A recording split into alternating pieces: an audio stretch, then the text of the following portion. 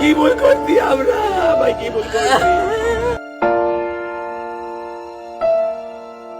এবার পলাশ সাহার মৃত্যু নিয়ে সত্য ফাঁস করলেন তার আপন ভাগ্নে। তিনি একটি পোস্টে লিখেছেন, এই মানুষটা আমার সম্পর্কে মামা হয়, কোনো দূর সম্পর্কের নয়, একদমই আপন, আমার মায়ের আপন মামাতো ভাই। আজকে ওনার মৃত্যুর জন্য ওনার পরিবারের মানুষের দোষ সব থেকে বেশি। আচ্ছা, আপনারাই তো পোস্ট করেন শাশুড়ি খারাপ, তার জন্য জীবন অতিষ্ঠ হয়ে যায়। ব্যাপারটা কিছুটা তেমনই। 2 বছর হয়েছে বিয়ে করেছিল, মানলাম বউ খারাপ, ভালো না, কিন্তু যখন তার মা দেখলো তাকে নিয়ে এত অশান্তি, তার মা কি পারতো না অন্য 2 ছেলের কাছে 5টা মাস থাকতে? বাড়িতে তাদের বিশাল বিল্ডিং, কোনো অভাব নাই, 3 ছেলেই জীবনে সফল, টাকা পয়সার কমতিও নেই। কিন্তু না, উনি তো উনি, সব শেষ হয়ে যাবে তবুও ছেলেকে ছাড়বে না। ছেলে সারাদিন পর অফিস থেকে ফিরলে মা ছেলেকে ছাড়ে না। মায়ের ব্যথার গল্প, ছোটবেলার গল্প তো শেষই হয় না। এদিকে তার বউয়ের সাথে ঘরে যাইতে যাইতে তার রাত্রি 1টা বাজে। তার বউ তো এক্সপেক্ট করে সে স্বামীর সাথে একটু কথা বলবে।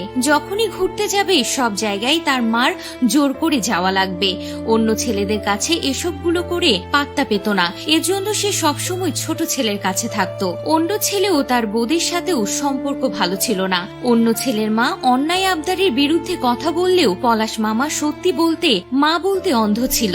আরো সংসারের কথা আছে, থাক না হয় এখন। আজকে তার ভাই ইন্টারভিউ দিচ্ছে যে তারা ভাইয়ের বউকে বুঝিয়েছে শাশুড়িরা এমনই হয়, তাদের সাথে মানিয়ে চলতে হয়। তাহলে নিজের বউদের এ কথা বলেনি কেন?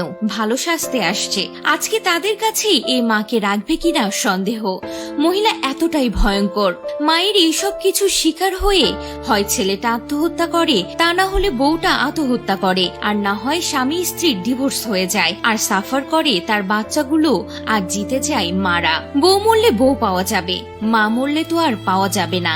একটা ডায়লগ আছে না, বাংলাদেশের অভিনেত্রী দিঘির একটি নাটক আছে শেষ চিঠি, সেম কাহিনী।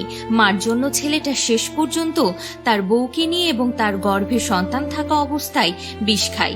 প্লিজ একবার দেখবেন, আপনাদের কাছে অনুরোধ রইল। একটা শোক কাটিয়ে উঠতে পারলাম না। সকাল থেকে দেখছি সবাই বউটার দোষ দিচ্ছে। আরে যার স্বামী মাসে লাখ লাখ টাকা আয় করে, তার কোন জিনিসটা অপূর্ণ ছিল বলুন? অনেকবার ভেবেছি পোস্ট করব না, মানসিকভাবে আমরা কেউ ভালো নেই, কিন্তু মানুষের এত পোস্ট আর ভুল ধারণার জন্য বাধ্য হলাম সত্যিটা প্রকাশ করতে।